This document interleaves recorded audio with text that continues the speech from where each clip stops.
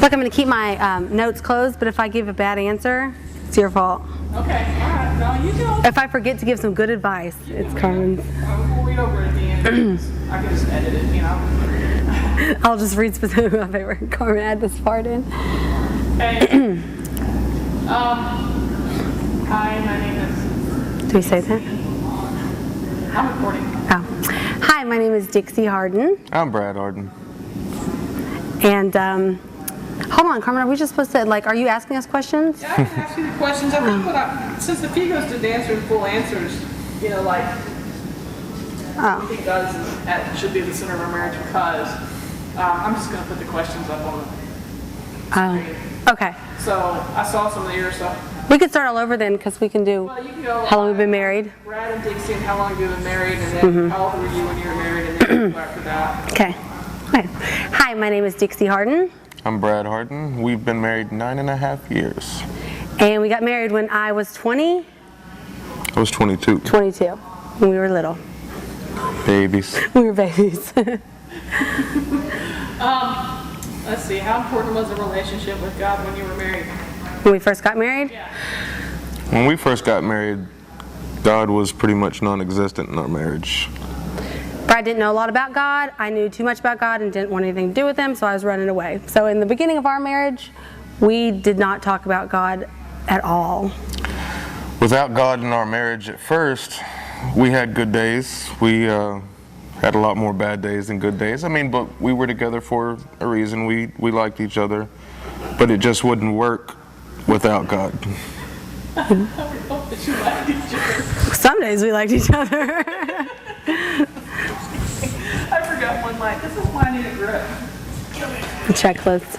Okay, so the next question was, how important is the relationship with God now for your marriage? We would not have a marriage now if it wasn't for God. So God is the center of our marriage. We were on the verge of a divorce, and our life was, our marriage was just miserable. So God has healed us a lot, and because of all of that, He's now the center of our marriage, and we cannot do anything without Him, especially in our marriage. God's healed me a lot, which made me a better husband and a better person in general. So it's helped our marriage, at least just from changing me. Yeah. All healed up. All healed up. All healed up. We have bandages all over us. Well, really, they come up sometimes. What is marriage like when God is at the center of your marriage? It is safe.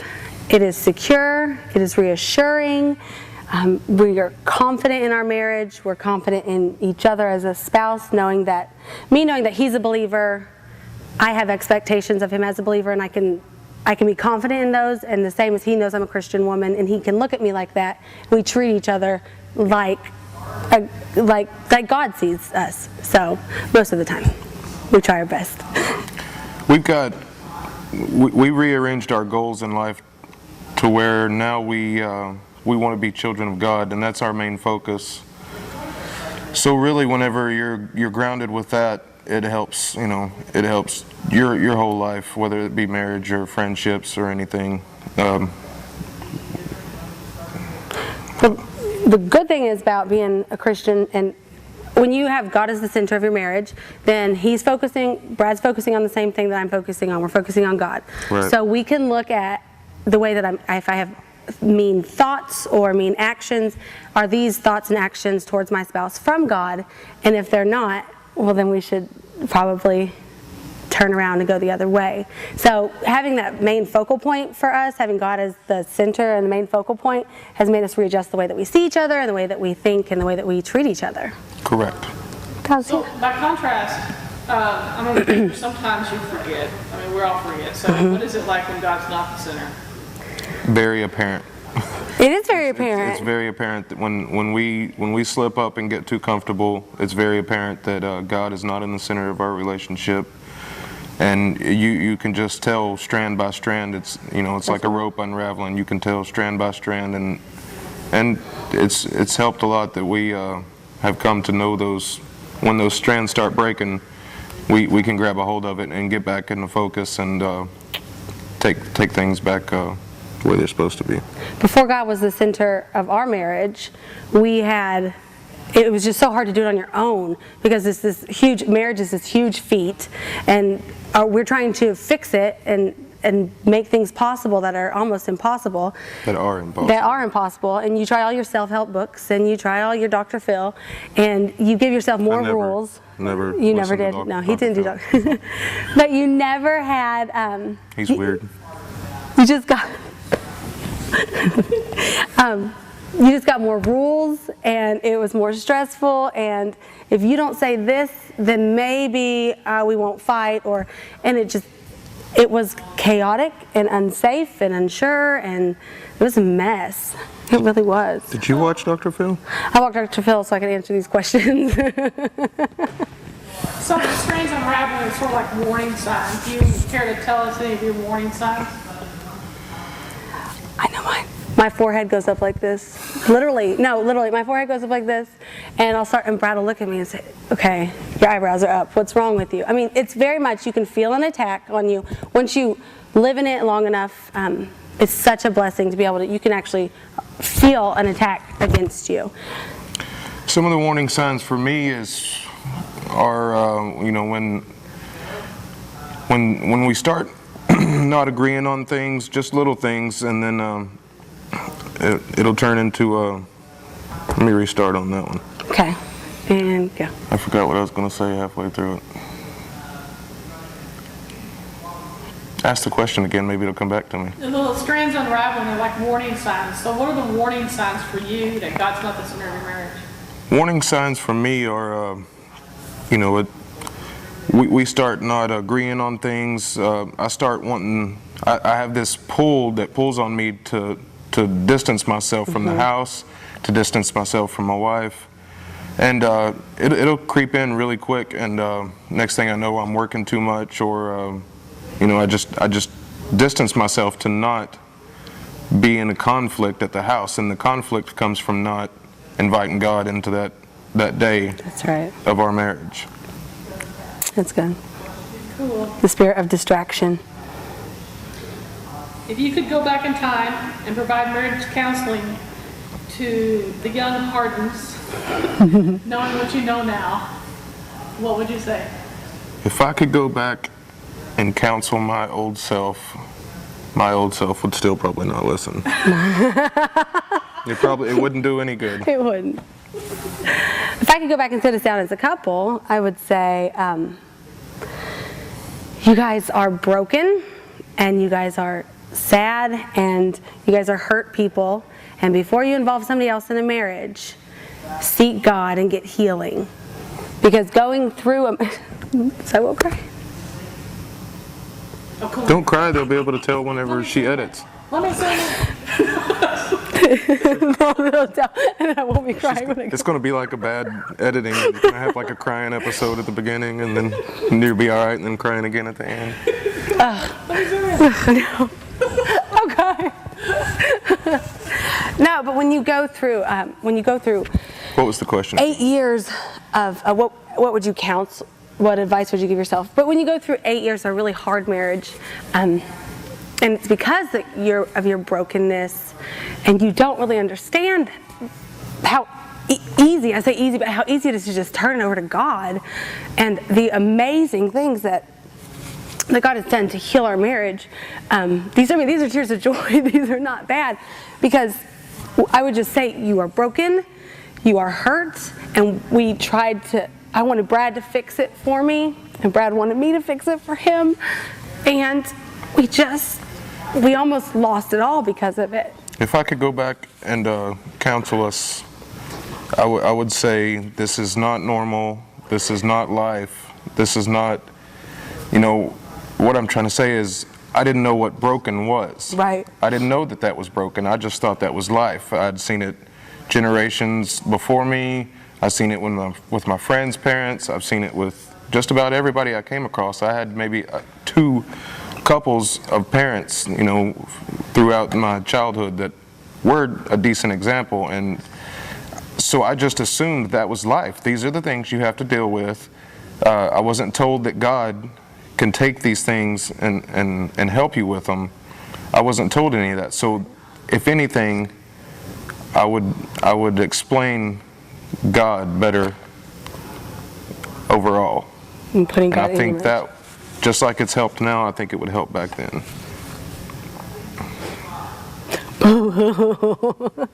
What's doing that? Well, if you met a couple that was struggling in their marriage now, what do you say to them? Find your identity in Christ, because if you're a struggling couple, you're on one walk and your spouse is on a separate walk, and you guys are walking together, but your walk is your walk. Your identity is your identity through Christ. And it is so important, because when the fights do come and the questioning comes about what you're doing, you have to be secure in who you are through Christ. And when you have that identity, you're fulfilling your purpose, you're doing what you're supposed to be doing, and it gives you peace, because you're able to make it through the stormy times, because you know who you are in Christ. Does that make sense? Did I say identity like 50 times right then? You're saying the identity, and you're like, did I do it right? Right. That's awesome. That's awesome. Right? Does that make sense? Okay. Don't make fun of me anymore. I'm crying. No, that's funny. So, Brad, what do you tell the guys who are like complaining about their marriages? Read the Bible. Shouldn't have had sex before you got married. That's why it's all messed up now. If you were having problems, I can pretty much guarantee you had sex before you got married. Okay. That's awesome. That can't go back in the past. But What do you tell them now?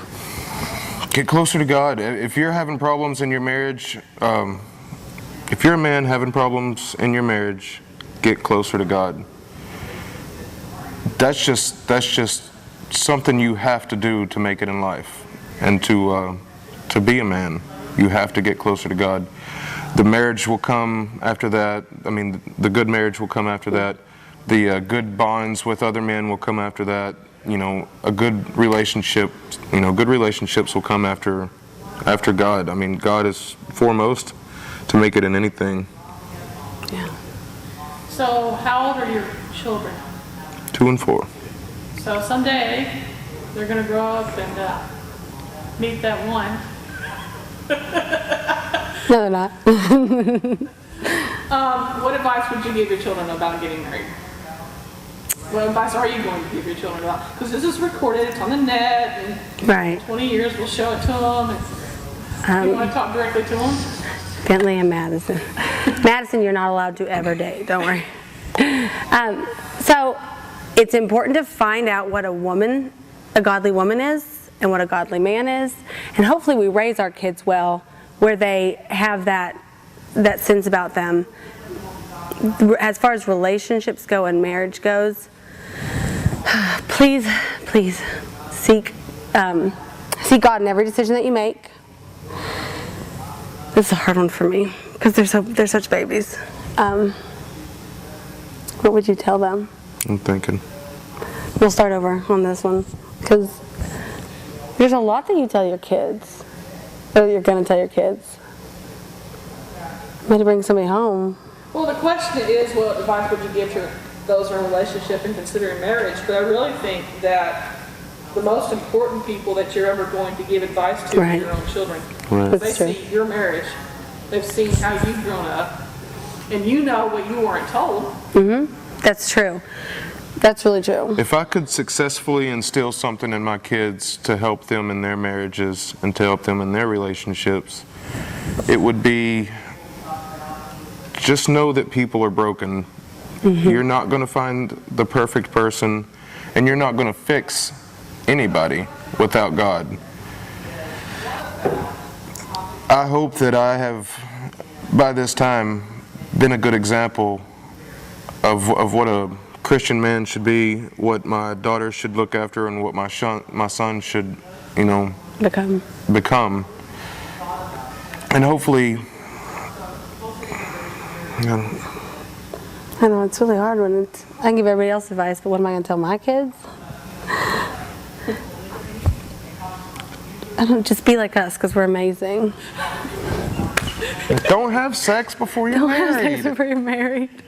Don't. Just don't do it. It's so, that was never really explained though, like, it was just, Cardboard and glue and it breaks apart and it tears. it's dumb. But it is important to understand that, please fall in love with a believer, because to fall in love with someone who is a non-believer and then to Sound like that's a what? little close to home for you or something. Well, it's completely, but I don't want my kids, because it's so much easier to. It's okay to fall in love with a non-believer, because you made me a believer. Okay, that's true, but how hard was it? You helped me be a believer. Okay. Just don't marry them, but you can fall in love with them. Don't marry them until they're a believer. Oh, no, I know that we Well, have. you know what? Not every marriage ends up at this point. Right. Right, We're talking about, what, 8 years? Wow. right. Well, like, I just want my kids to. I didn't realize how cool it was when you could just look to God for everything. It was so much easier. And we still fight. We still have arguments, and we still get attacked, and we still don't always come ready for battle. But that is something else you should tell kids. When you become a believer, you are a warrior, and hopefully we just protect our kids, like equip them with everything that they need to be a warrior, to be fierce, and to be strong and courageous. Okay, so let's answer one more question, because you guys are doing great. That was awful, Darn. We didn't know what to say. That's really good. I've actually not thought about it myself. Anyway. I have to think about that one.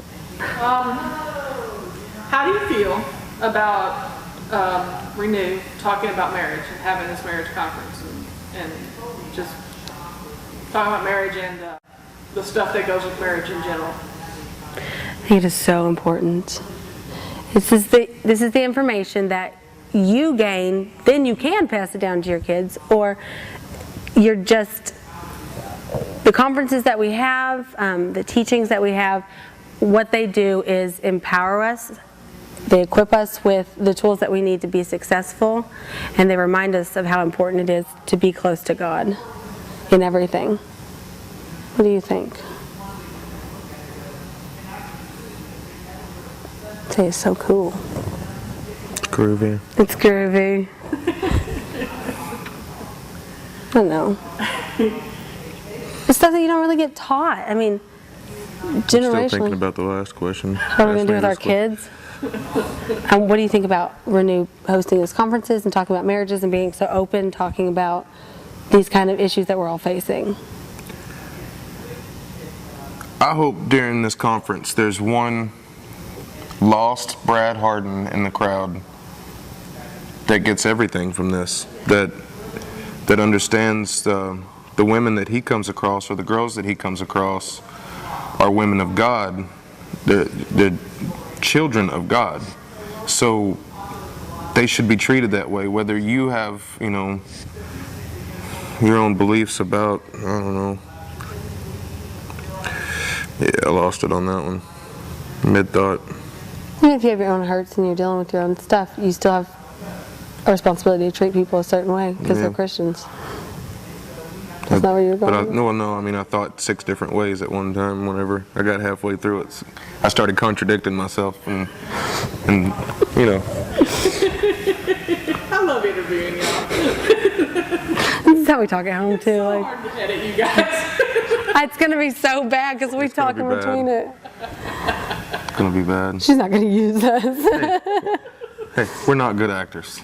Sorry. Really bad. If you would have let me use my sheet, we would have had all of the. Let's see if there's anything we forgot. I don't think so. What advice do you give to those in a relationship and considering marriage?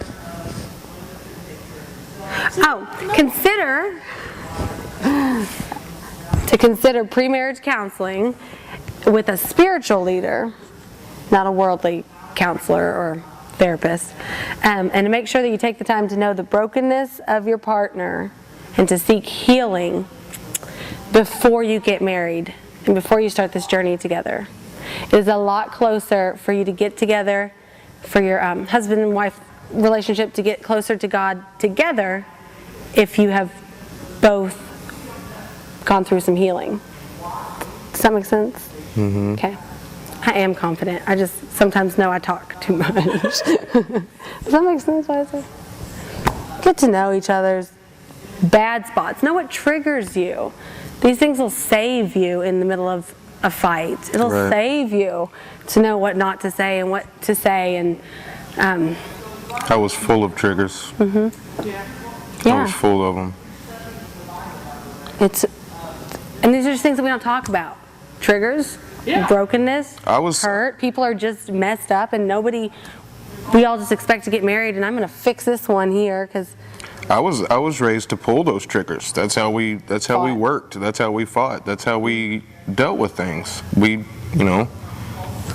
I'm so upset inside myself that I'm going to pull the trigger on, something that upsets you. Whether it's true, whether it's not, I'm gonna do it to hurt you because I'm hurt. Yeah. That's definitely not a way to bounce things off of each other. That's great. That was good.